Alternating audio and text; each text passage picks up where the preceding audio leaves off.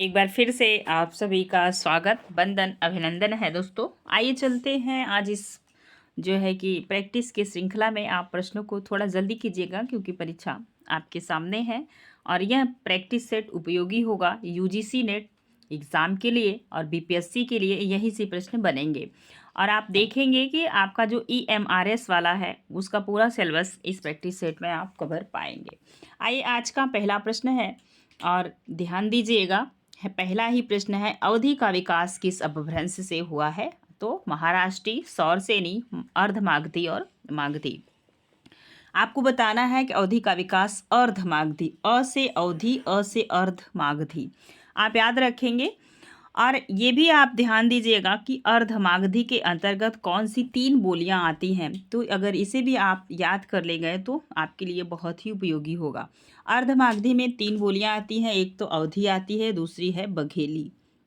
बघेली के बाद देखेंगे छत्तीसगढ़ी, छत्तीसगढ़ी, इसे आप याद रखिएगा। इसके बाद देखेंगे आप यहाँ पे मागधी है, तो मागधी के अंतर्गत कौन सी बोलियां आती हैं ये भी आप याद रखें। मागधी के अंतर्गत यहाँ पे जो इसके ट्रिक भी है, अ से अवधि ए बी सी, तो अवधी, बघेली और छत्तीसगढ़ी यदि आपने याद कर लिया अर्धमागधी से तो आपके लिए बहुत बेहतर होगा, काफ़ी प्रश्न आप सही कर पाएंगे।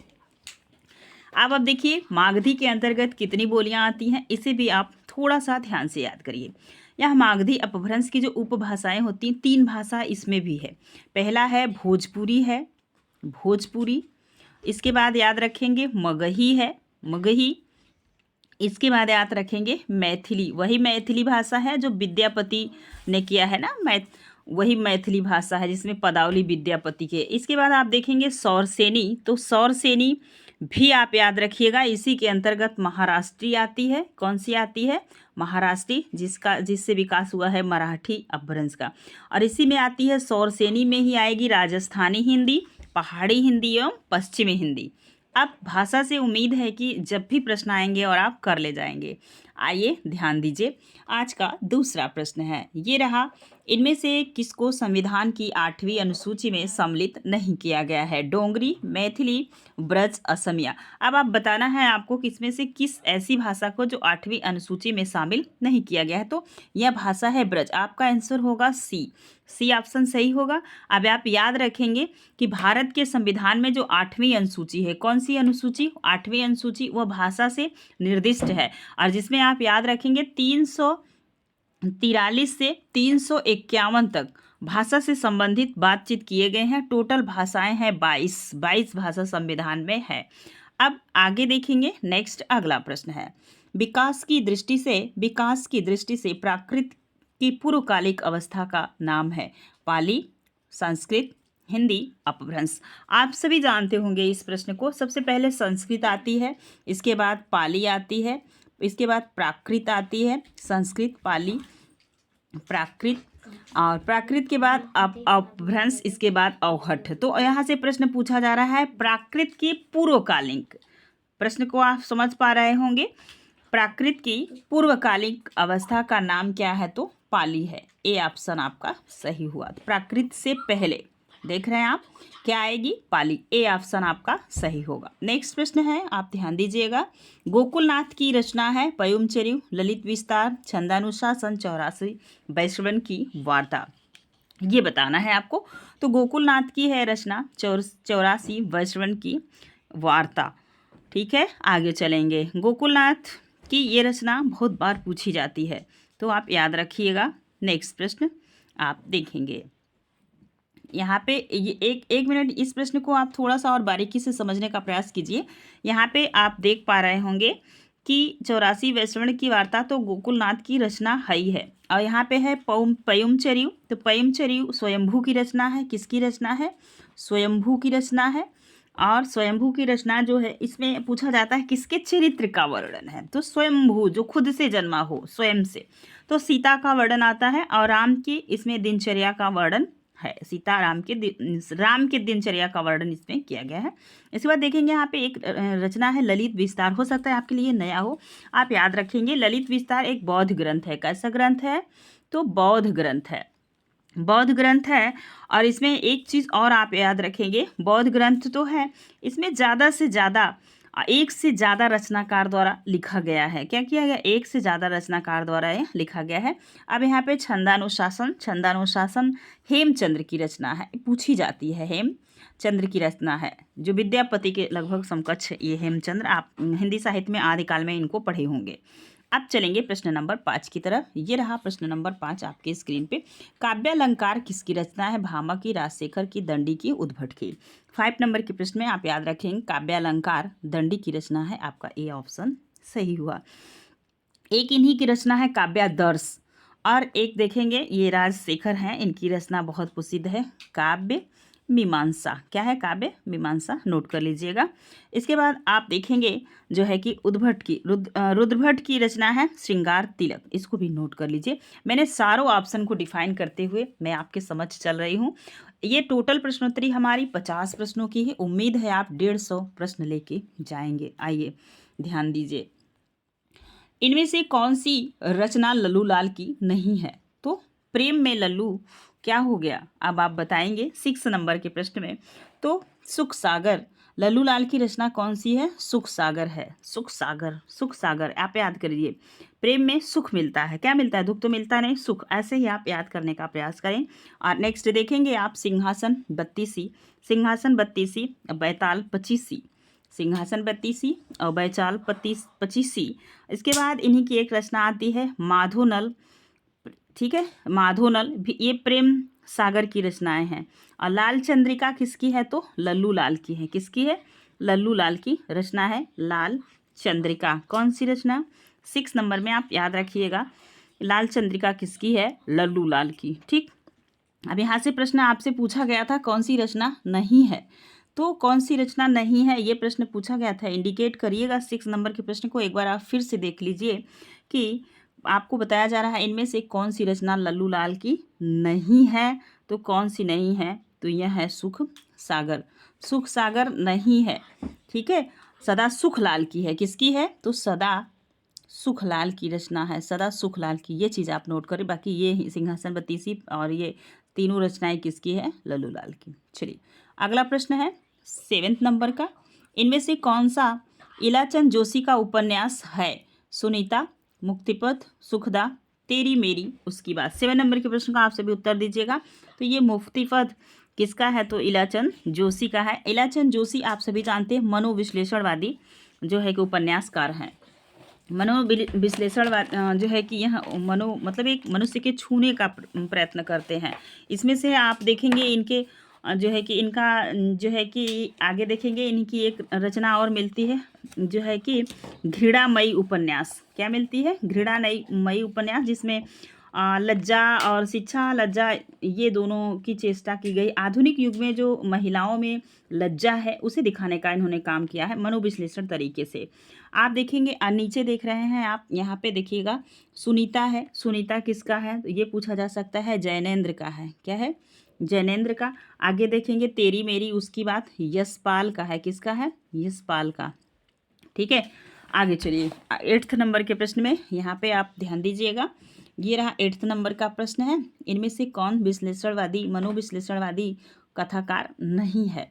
तो यहाँ पे देख रहे हैं चतुरसेन शास्त्री, यह नहीं है। तो चतुरसेन शास्त्री कब के हैं? तो यह प्रेमचंद युग के उपन्यासकार हैं। तो इनमें से आप देखेंगे अज्ञेय, इलाचंद जोशी, जैनेंद्र, ये लोग मनोविश्लेषणवादी जो है आते हैं। इसमें से एक लोग और आएंगे, नोट कर लीजिएगा, जैनेंद्र भी हैं। इसके बाद आप इलाचंद जोशी को देख लिए, अज्ञेय को देखिए। इसमें डॉक्टर देवराज भी आते हैं, कभी कभी देवराज भी ऑप्शन में रहेंगे, तो याद रखिएगा। चलिए नेक्स्ट देखेंगे आपका ये रहा प्रश्न 9 नंबर का। भारतेंदु हरिश्चंद्र का नाटक है गोरक्ष विजय, कालिका मंगल, सरस्वती मंगल, विद्या सुंदर। तो विद्या सुंदर जो है कि भारतेंदु हरिश्चंद्र का नाटक है। क्या है? नाटक है। गोरक्ष विजय सबको पता है, ये भी नाटक है, लेकिन विद्यापति का है। किसका है? विद्यापति का। नोट कर लीजिएगा, यह विद्यापति का है। और इसके बाद आप एक बार देख पा रहे होंगे सरस्वती मंगल। तो ये आप कमेंट सेक्शन में हमें कमेंट करके बताइएगा कि यह किसका है। ठीक है, और एक चीज़ याद रखेंगे, यह जो गोरक्ष विजय है इसका 2 भाग है, एक तो गद्य भाग है और एक पद्य भाग है। अभी आप पहली बार हो सकता है सुन रहे हो। यह नाटक जो गिरच विजय का है, इसका 2 भाग है, एक गद्य का भाग है, दूसरा पद्य का भाग है। और जो गद्य का भाग है उसे आप देखेंगे ना ध्यान से, तो वो है जो है कि संस्कृत में है, गद्य संस्कृत में है, पद्य भाग इसका मैथिली में है। किस में है? मैथिली भाषा में है, क्योंकि विद्यापति की संस्कृत पे भी बहुत अच्छी पकड़ थी। ठीक है, अब आप नोट कर लीजिएगा। चलिए नेक्स्ट प्रश्न है 10 नंबर का, ये रहा। इनमें से कौन सा काव्य राम कथा पर आधारित है? भूमिजा, कामायनी, नीरजा, यशोधरा। 10 नंबर के प्रश्न में तो ये भूमिजा, भूमिजा मतलब भूमि से जिसका जन्म हुआ हो वो होता है भूमिजा। ये राम कथा पर आधारित है। किस कथा पे? राम कथा पर आधारित है। ठीक है, कामायनी आपने पढ़ा होगा, यशोधरा मैथिली शरण गुप्त का है, नीरजा भी आप पढ़ ही लिए होंगे। अब आप बताएंगे कि ये जो भूमिजा है यह किसका नाटक है, ये आप हमें कमेंट सेक्शन में बताइए। चलिए हम ही बता देते हैं, यह बाबा नागार्जुन का है। किसका है? नागार्जुन का है। और ये जो नीरजा आप देख रहे हैं ना, नीरजा, इसमें कितने गीत संकलित है ये आप बताइएगा। ठीक है, ये अगर जो भी बच्चा कमेंट करेगा समझ लीजिए उस वो बहुत ध्यान से लेक्चर को सुन रहा है। चलिए अब 11 नंबर के प्रश्न को देखेंगे। नाटक को पंचम वेद किसने कहा? तो ये भरत मुनि है। भरत मुनि दूसरी शताब्दी के हैं। इन्होंने नाटक को पंचम वेद की संज्ञा दी है। 10 गुण मानते हैं, 10 दोष मानते हैं, 4 अलंकार मानते हैं। कितने अलंकार? अलंकार, ठीक है, 4 अलंकार यहाँ पे आप याद रखिएगा। भरत मुनि अपने नाट्यशास्त्र में 10 गुण मानते हैं, 10 दोष मानते हैं। क्या मानते हैं? 10 दोष, और 4 अलंकार मानते हैं। अलंकार, ठीक है, और रसों की संख्या 8 मानते हैं। ये कुछ है, और ये दूसरी सदी के रचनाकार हैं। ठीक है, ये संस्कृत के प्रथम आचार्य हैं। कैसे आचार्य हैं? तो प्रथम आचार्य हैं। इनको आप इतना आप नोट कर लीजिएगा। और टोटल 36 अध्याय है इनकी नाट्य शास्त्र का, लगभग 5000 सूत्र हैं। ऐसे इनके बारे में हमें लगता है पूरी जानकारी आपको मिल गई होगी, है ना। चलिए अब आपको बताना है नेक्स्ट प्रश्न। अगला प्रश्न है आपका जो है कि 12 नंबर का। चलिए बताइए सभी लोग। आगम वेणु पुराणेव पड़ियमाण वहंती। पंक्ति पढ़ते ही आप समझ गए होंगे आदिकाल की पंक्ति है। किस काल की? तो यह किसकी पंक्ति है? कंडहपा की। आपका बी ऑप्शन सही होगा। चलिए नेक्स्ट प्रश्न देखेंगे 13 नंबर का। कौन सा प्रश्न देखेंगे? 13 नंबर का। और यहाँ पे ये भी पंक्ति आदिकाल के संबंधित है। जब आचार्य रामचंद्र की शुक्ल की आप पुस्तक पढ़े होंगे तो ये पंक्ति वहाँ पे दिया गया है। खंड भाषा पुराणम च कुरानम कथित मया। भाषा के संबंध में यह कथन किसका है? 13 नंबर के प्रश्न में याद रखिएगा, चंद्रबरदाई का कथन है। किसका कथन है? चंद्रबरदाई का कथन है। नेक्स्ट देखेंगे अगला प्रश्न है 14 नंबर का। यहाँ से आपसे बहुत इजी प्रश्न पूछा जा रहा है। प्रेमचंद के सेवा सदन उपन्यास का उर्दू शीर्षक से नाम क्या है? क्योंकि पहले ये उर्दू में लिखते थे, फिर ला के हिंदी में कर दिए। ठीक है, तो जब ये जो है कि उर्दू में था तो ये इसका प्रकाशन 1917 ईस्वी था। समझ पा रहे होंगे। अब जब सेवा सदन हो गया तो 1918 इसका प्रकाशन हो गया, क्योंकि उर्दू से ये हिंदी में ला दिए। ठीक है, अब आप बताएंगे हमें कि सेवा सदन का दूसरा नाम क्या है? तो बाजारे हुस्न। आपका ए ऑप्शन सही होगा। चलें, और यहाँ पे आप देख रहे हैं रंगभूमि। यहाँ पे आप इनका और भी देखे होंगे रचना। यहाँ पे दिया है ना, चौगाने हस्ती का हिंदी रूपांतरण है क्या है? तो रंग भूमि है, रंग भूमि। ठीक है, और रंग भूमि का प्रकाशन जो हुआ है, जब प्रसाद 1925 में आंसू लिख रहे थे तो प्रेमचंद क्या लिख रहे थे? रंग भूमि। तो इसका भी प्रकाशन है 1925 ईस्वी। ठीक है, अब यहाँ पे एक रचना आप और देख पा रहे होंगे, आप इन्हीं की प्रसाद जी की, चौगाने हस्ती हो गया, इसका रंग भूमि नाम है। ठीक, आप नोट कर लीजिएगा। ये हो गया सेवा सदन। अब यहीं पे आप देख पा रहे हैं गोसा ए आफियत। तो ये कौन सा है? तो इसी का नाम है प्रेमाश्रम। ठीक है, प्रेमाश्रम का जो प्रकाशन हुआ है वो 1922 ईस्वी में हुआ। हो गया। अब एक आप देख रहे हैं हम खुरमा ओ हम सबाब। इसका हिंदी रूपांतरण क्या है? तो दो सखियों का विवाह, इसी का नाम प्रेमा हो गया है, प्रेमा। अब आपसे पूछा जाएगा प्रेमा में प्रेमचंद किस मुद्दों को उठाए? तो दो सखियों को विवाह का उठाए हैं। प्रेमा में जो है कि 1907 इसका प्रकाशन वर्ष है। चलिए अगला प्रश्न, ये रहा आपके समक्ष 15 नंबर का। नाक, भौं, पेट, दांत, मूछ आदि विषयों से निबंधकार किसने लिखा? तो प्रताप नारायण मिश्र। कौन लिखे हैं? प्रताप नारायण मिश्र जी। और एक चीज़ आप याद रखेंगे, यह भारतेंदु युग के कवि थे, निबंधकार थे, ठीक है, प्रताप नारायण मिश्र। चलिए आगे देखेंगे, यहाँ पे बाल मुकुंद गुप्त हैं जिनका शिव शंभू का चिट्ठा चैनल पे अपलोड है, समय निकाल के जरूर पढ़िएगा। निबंध कई हैं जो हमने कंप्लीट कर दिया है और काफ़ी किताबें हैं, आप देखेंगे तो जो है काफ़ी उपन्यास हम कंप्लीट कर दिए हैं, तो ज़रूर पढ़िए समय निकाल के। जयशंकर प्रसाद का जो है कि प्रथम नाटक कौन सा है? नेक्स्ट प्रश्न बन रहा है, जयशंकर प्रसाद का प्रथम नाटक है सज्जन, राम, राजश्री, कामना, विशाख। तो 16 नंबर के प्रश्न में आप याद रखेंगे, सबसे पहले सज्जन है जिसका प्रकाशन 1910 ईस्वी में हुआ है। यह अब इसका कथानक पूछा जाता है तो महाभारत की कथा पर आधारित है। राजश्री है, राजश्री को भी नोट कर लीजिए, 1915 में है राजश्री। इसके बाद आपने देखा विशाख 1921 में है। इसके बाद कामना है 1927 में। नोट कर लीजिएगा, ये सब रिपीट होने वाले प्रश्न हैं।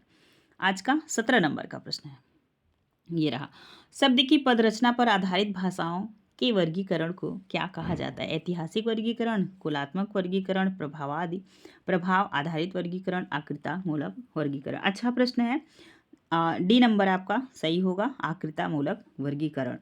आप सभी को पता है कि जो शब्दों की पद रचना पर आधारित भाषाओं का वर्गीकरण हुआ है वो आकृतामूलक वर्गीकरण है। आकृतामूलक वर्गीकरण दो प्रकार से किया गया है, जिसमें अयोगात्मक और संयोगात्मक। अयोगात्मक और योगात्मक, अयोगात्मक है और योगात्मक, दो भागों में है, नोट कर लीजिएगा। नेक्स्ट प्रश्न देखेंगे 18 नंबर का, दूसरा दरवाजा किस विधा की रचना है? नाटक, उपन्यास, गीत नाट, कहानी। 18 नंबर के प्रश्न में आप सभी याद रखेंगे, दूसरा दरवाजा जो रचना है वह नाटक है और किसका है? तो ये लक्ष्मी नारायण लाल का है। किसका है? लक्ष्मी नारायण लाल का है दूसरा दरवाजा। यह नाटक विधा की रचना है, याद रखिएगा। इनकी कुछ और रचनाएं हैं, जैसे अंधा कुआं है, मादा कैप्टस, तीन आंखों वाली मछली, सूखा सरोवर। मानसरोवर किसका है? प्रेमचंद का। सूखा सरोवर भी इनका है, ये भी आप याद रखिएगा, सूखा सरोवर, क्योंकि ऐसे मिलती जुलती रचनाएं पूछी जाती है। 1960 में इसका प्रकाशन हुआ है।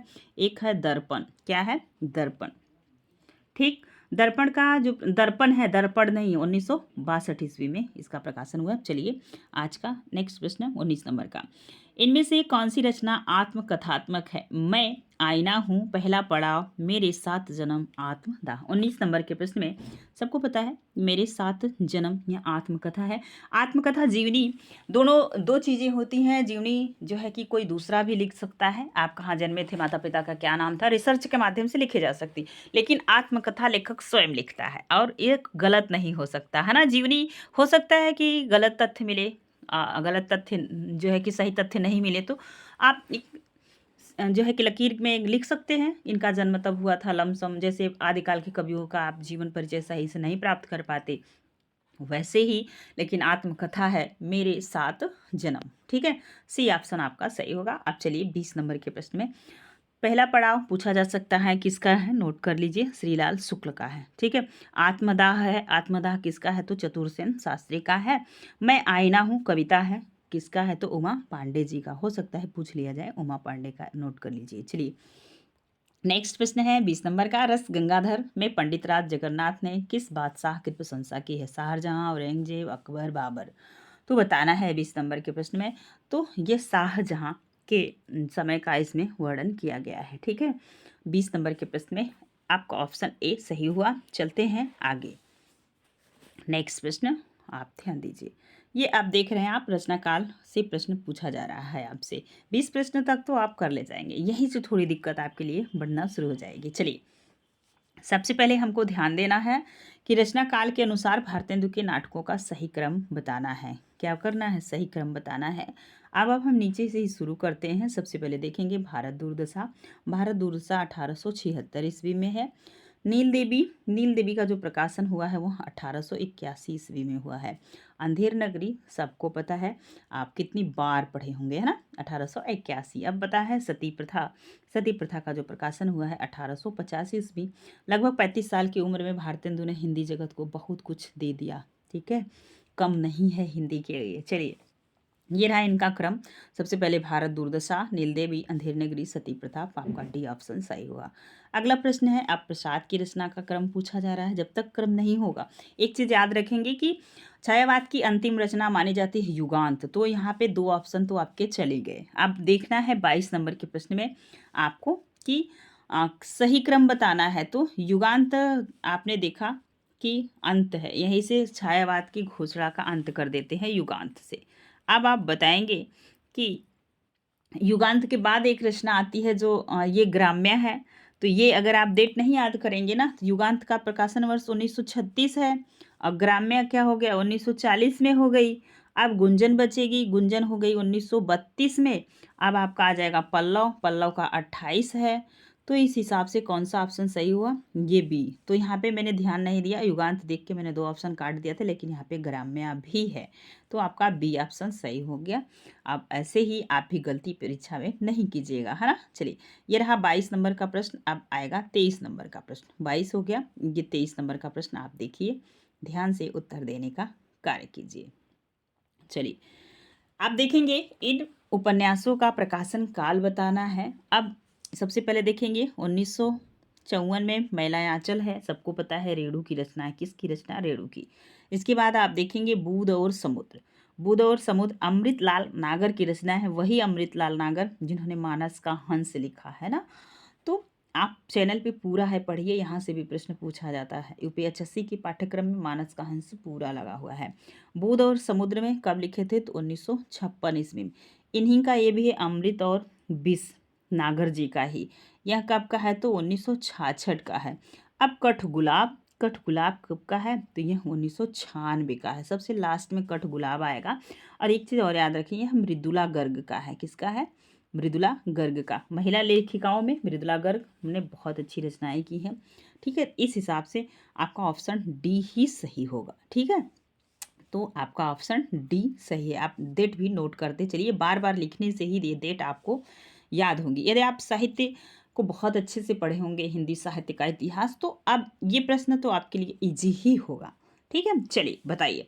सबसे पहले आप देखेंगे कि प्रताप नारायण मिश्र जी आएंगे। कहाँ आते हैं, तो प्रताप नारायण मिश्र तो याद होगा भारतेंदु युग में। तो भारतेंदु युग में तो आप याद रखेंगे सबसे पहले यहाँ पे क्या आएगी, कौन सी पत्रिका आएगी। सरस्वती का प्रकाशन तो हंस 1936 में है, सरस्वती जो है 1900 ईस्वी में है। 1903 में इसके कार्यभार संभाले थे महाबली प्रसाद द्विवेदी। ये दोनों तो ये 1936 में है। ठीक है, 1930 में है ये हंस, 30 में है, याद रखिएगा। और मुंशी प्रेमचंद इसका प्रकाशन कर रहे थे, पहले बनारस से फिर दिल्ली से। अभी भी वर्तमान में हंस की जो है कि पत्रिका निकलती है। अब आपको बताना है नागरी प्रचारणी।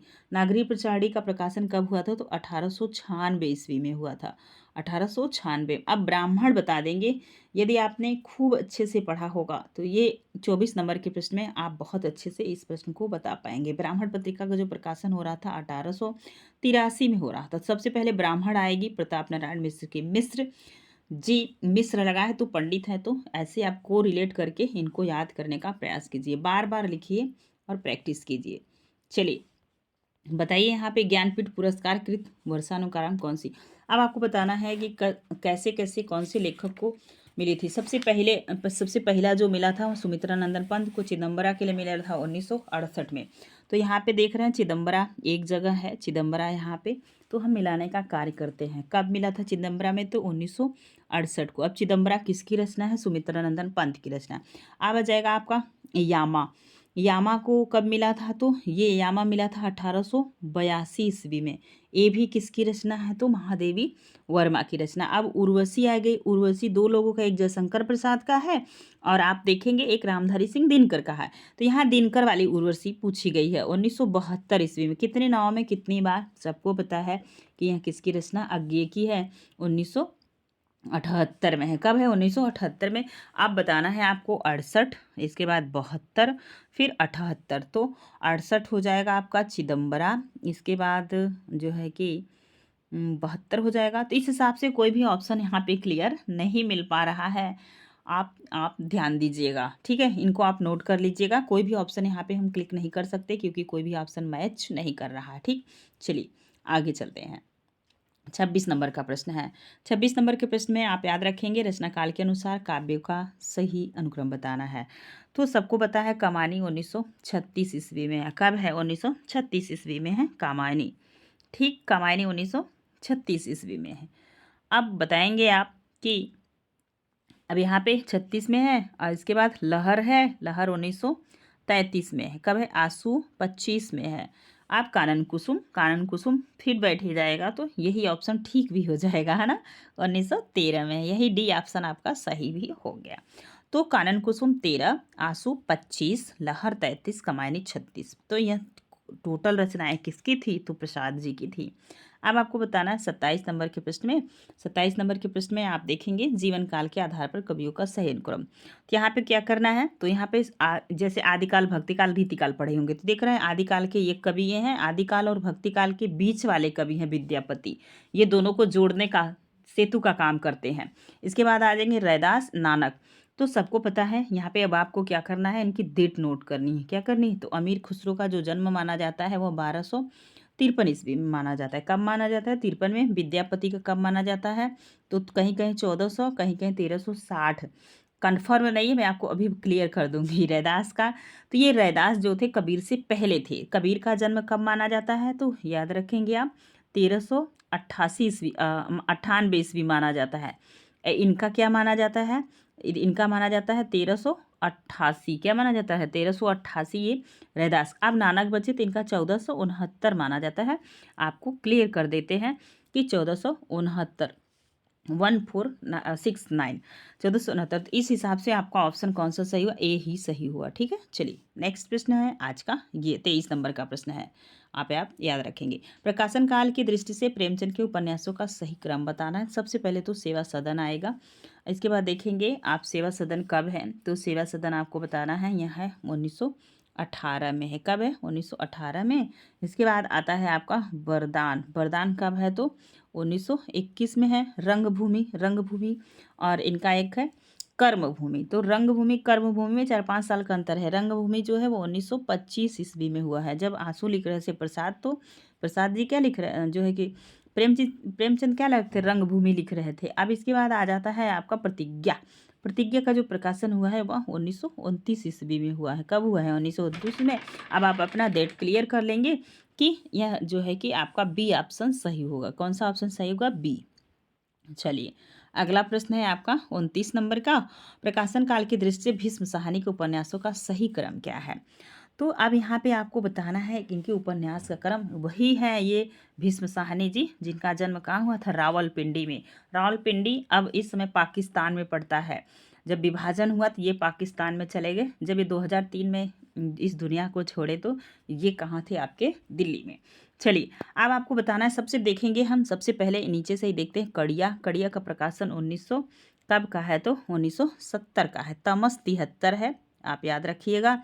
अब मैया दास की माड़ी, मैया दास की माड़ी कब है? तो 1988 में है। इसके बाद देखेंगे नीलू नीलूफा, ये 2000 में है, सन 2000 में इसका प्रकाशन हुआ है। ठीक है, अब नीलू नीलूफमा यहाँ पे भी था, यहाँ पे भी था, तो ये दो ऑप्शन तो वैसे चले गए। अब यहाँ पे आपका क्या सही हुआ? तो आपको बता देंगे कि यह डी ऑप्शन ही आपका सही हुआ, 70, 73, 88 और सन 2000। चलिए सारे उपन्यास भीष्म साहनी के हैं। इनका जन्म रावलपिंडी में हुआ था। चलिए ये 30 नंबर का प्रश्न है। प्रकाशन काल की दृष्टि से विष्णु प्रभाकर की रचनाओं का सही क्रम। अभी तक तो आप विष्णु प्रभाकर की रचना वही एक जानते होंगे जो रोटी रटाई होगी। इन्होंने किसकी जीवनी लिखी है? अब आप कमेंट करिएगा। चलिए ध्यान दीजिए, ये रहा 30 नंबर का प्रश्न, आपको बताना है। सबसे पहले हम याद रखेंगे 30 नंबर के प्रश्न में हम सबसे पहले ध्यान देंगे कि यहाँ पे हम शुरू करते हैं, सबसे पहले ऊपर से ही शुरू करते हैं। सृजन के सेतु। तो सृजन के सेतु का जो प्रकाशन हुआ है 1990 ईस्वी में हुआ है। नोट करते जाइएगा। यादों की तीर्थ यात्रा, यादों की तीर्थ यात्रा जो है वह 1981 में है। कब है? 81 में। इसके बाद आपका आता है हम सफ़र मिलते हैं, यह है 1996 ईस्वी में। इसके बाद आता है अर्ध नारीश्वर 1992 में। अब आप बताएंगे आपका कौन सा ऑप्शन सही हुआ। तो यहाँ पे ये दोनों ऑप्शन सही नहीं है। नेक्स्ट पेज पे आप चलेंगे, यहाँ पे डेट आप नोट कर लीजिएगा। ठीक है, सबसे पहले क्या आएगा? तो यादों की तीर्थ यात्रा आएगी जो कि 81 में है। और इसके बाद आ जाएगा 81 के बाद आएगा 90, 90 के बाद 96, सॉरी 90 के बाद 92, फिर 96। तो ध्यान दीजिए, ये रहा आपका आंसर सही। यादों की तीर्थ यात्रा, सृजन के सेतु, हम सफर मिलते हैं, अर्धनारीश्वर। नेक्स्ट प्रश्न देखिएगा, ये रहा 31 नंबर का। यहाँ पे आपको मिलान वाले प्रश्न बहुत इजी होते हैं, थोड़ा सा इत्मीनान से इन्हें मिलाना पड़ता है और आप ये प्रश्न अच्छे से कर जाएंगे। देखिए, यारों के यार, यह किसका है? तो यह कृष्णा सोबती जी का है। किसका है? कृष्णा सोबती का, आपका 4 नंबर। और यारों के यार का जो प्रकाशन हुआ है 1968 ईस्वी में हुआ है, भी आप नोट करते चलिए। बिना दीवारों का घर किसका है? तो मन्नू भंडारी जी का है। ये रहा मन्नू भंडारी जी, 3 नंबर। और बिना दीवारों का घर का जो प्रकाशन हुआ है वह 1996 ईस्वी में हुआ है। अब आएगा अकेला पलाश बताएंगे। यह मेहरुनिसा परवेज का है, 2 नंबर। कौन सा है? मेहरुनिसा परवेज का।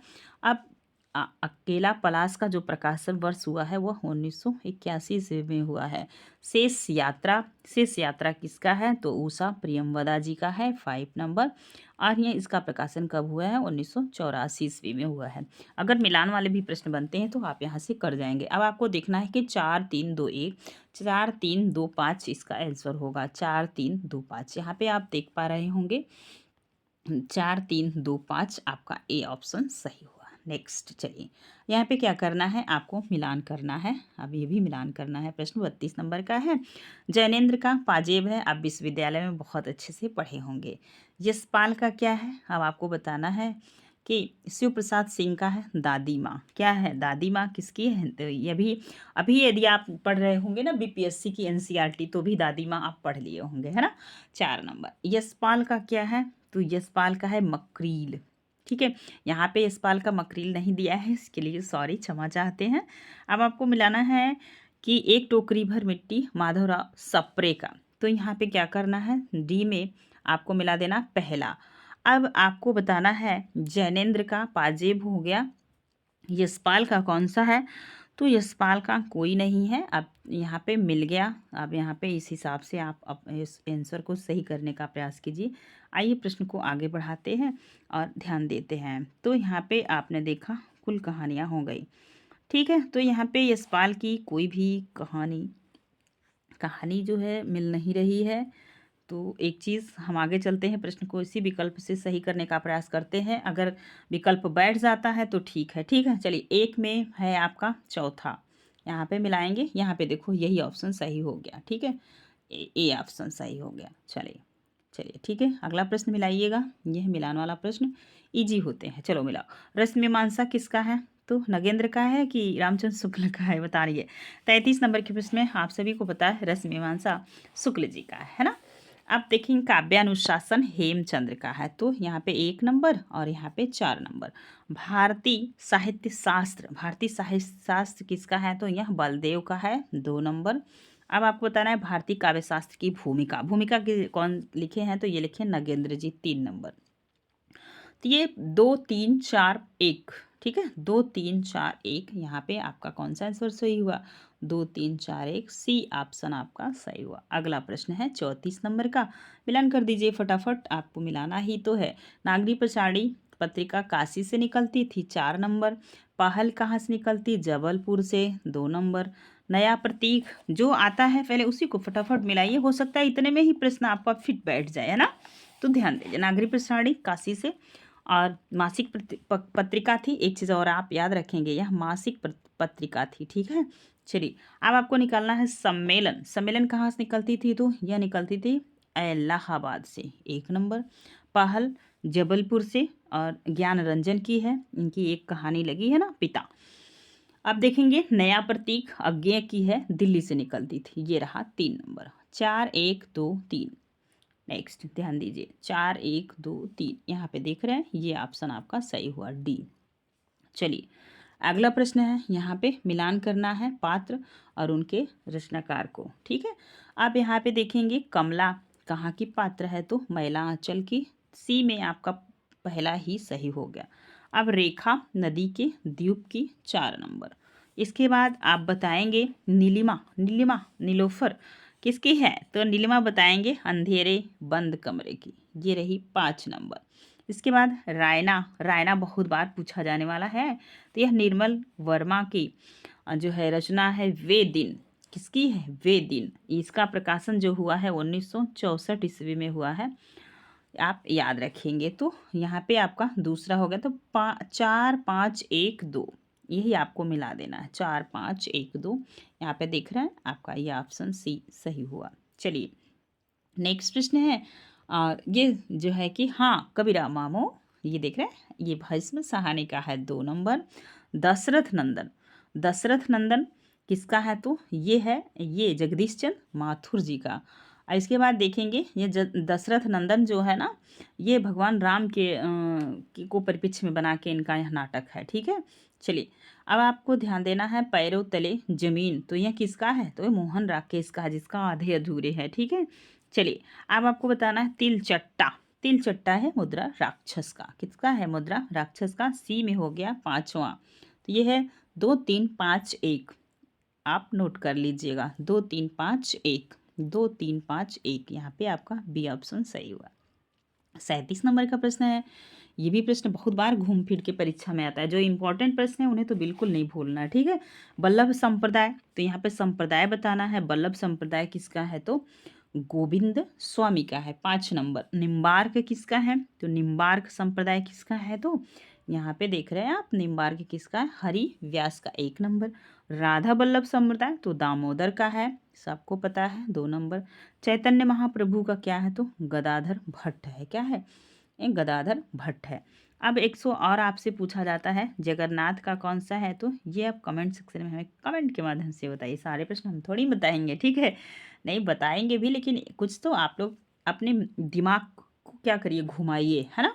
चलिए अब यहाँ पे देखिए 5 1 2 3, 5 1 2 3 यहाँ पे देख पा रहे होंगे आप। 5 1 2 3 आपका ए ऑप्शन सही हुआ। चलिए ये प्रश्न रहा आपके समक्ष 38 नंबर का। अन्य से अनन्या क्या है? प्रभा खितान का है। अन्य से अनन्या, अन्य से अनन्या प्रभा खितान किसका है? अन्य से अनन्या। बताइए सभी लोग 38 नंबर के प्रश्न में उत्तर दीजिए। तो अन्य से अनन्या प्रभा कितान की क्या है? तो ये है आत्मकथा है। 3 नंबर। चितवन की छाह निबंध है। 2 नंबर। करबला, करबला बताएंगे सभी लोग। चलिए बताइए, यहाँ प्रेमचंद जी का है। प्रेमचंद का है तो है क्या ये बताओ? नाटक है। ठीक है, प्रेत की छाया यहाँ मुंशी प्रेमचंद का क्या है? उपन्यास है। क्या है? उपन्यास है। 4 नंबर। अब आप समझ गए। चुप, सबके राइटर भी आपने देखा।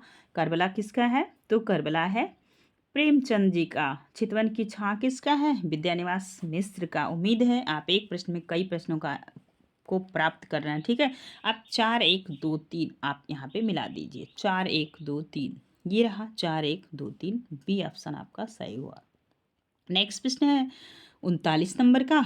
ये रहा ब्रह्म समाज की स्थापना। एक प्रश्न यहाँ से तय होता है किसी भी परीक्षा में। चलो बताओ फटाफट। रामकृष्ण मिशन, प्रार्थना समाज, आर्य समाज और रामकृष्ण मिशन। अब आपको बताना है कि ब्रह्म समाज किसका है? तो ब्रह्म समाज है राधा राम मोहन राय। 4 नंबर। प्रार्थना समाज किसका है? तो ये बताना है। प्रार्थना समाज केशव चंद्र जी का है। किसका है? केशव चंद्र का। आर्य समाज किसका है? तो दयानंद सरस्वती का है। किसका है? दयानंद सरस्वती का आर्य समाज। और रामकृष्ण मिशन किसका है? विवेकानंद का। 2 नंबर। तो 4 5 3 2 आंसर होगा। 4 5 4 5 यहाँ पे देख रहे हैं 3 2 आपका डी ऑप्शन सही होगा। नेक्स्ट चलेंगे, अगला प्रश्न है। यहाँ पे बताना है 40 नंबर का प्रश्न है। अच्छा प्रश्न है। 2 पाटों के बीच पिस गया मुक्तिबोध जी। तो यहाँ पे हो गया 1 नंबर। मैं तो डूब गया था स्वयं शून्य में। तो सबको पता है कि यहाँ जो है कि अज्ञे का है असाध्य वीड़ा से। कहाँ से है? असाध्य वीड़ा से। 4 नंबर। जो बीत गई सो बात गई, तो बच्चन जी का है। यहाँ पे 3 नंबर। अब आपको बताना है रूप की आराधना का मार्ग आलिंगन नहीं तो क्या। अब ये बताओ सभी लोग, थोड़ा सा दिमाग को क्या करो, घुमाओ। ठीक है, रूप की आराधना ये किसका है? तो यह दिनकर जी का है। किसका है? ये रहे आपके दिनकर जी। 2 नंबर। तो 3 4 1 2 आपका ऑप्शन कौन सा सही होगा? 3 4 2 1 ये रहा आपका 3 4 1 2। ठीक है, यहाँ पे देख रहे हैं 2 ऑप्शन करीबी करीबी दिया हुआ है। तो एक को आप क्लिक करोगे, डी ऑप्शन आपका सही होगा। चलिए, अब यहाँ पे क्या करना, कुछ तर्क के प्रश्न दिए गए हैं। यह तर्क के प्रश्न सही करने के लिए आपको साहित्य को गहनता से पढ़ना होता है। आचार्य रामचंद्र शुक्ल, नामवर सिंह और एक हजारी प्रसाद द्विवेदी के निबंधों का गहन अध्ययन होना चाहिए और साहित्य का। यहीं से आप इस प्रश्न को सही कर ले जाओगे। चलो ध्यान दो भाई, मनुष्य की श्रेष्ठ साधना ही संस्कृति है। क्या है? मनुष्य की श्रेष्ठ साधना ही संस्कृति है, क्योंकि साधनाओं के माध्यम से मनुष्य अवरोधी सत्य तक पहुंचता है। 41 नंबर के प्रश्न का उत्तर दीजिएगा। तो यहाँ पे दोनों बातें बिल्कुल सही हैं। चलिए, ये रहा 42 नंबर का प्रश्न। रस का निर्णायक हृदय है। सही बात है, अच्छा बुरा कहाँ, हृदय ही तो बताता है आपको। 42 नंबर के प्रश्न में ध्यान दीजिएगा।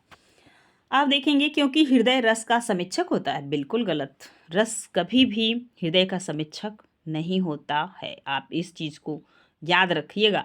रस क्या होता है? अनुभूति, हृदयता का कार्य करता है, जबकि समीक्षा नहीं करता। जरूरी नहीं है कि हृदय ही हर चीज़ का समीक्षक हो। तो यहाँ पे आप ध्यान देंगे, आपका ए ऑप्शन सही होगा। ठीक है, ए ऑप्शन, ए सही, आर गलत है। चलिए, अगला प्रश्न है, अंतर्मुखी प्रवृत्ति के व्यक्तित्व की मानसिक उलझनों की सफल अभिव्यक्ति एकालाप के रूप में होती है, क्योंकि एकालाप साहित्यकार की मनोरूढ़ता का द्योतक है। 43 नंबर के प्रश्न में आप याद रखेंगे क्या सही होगा।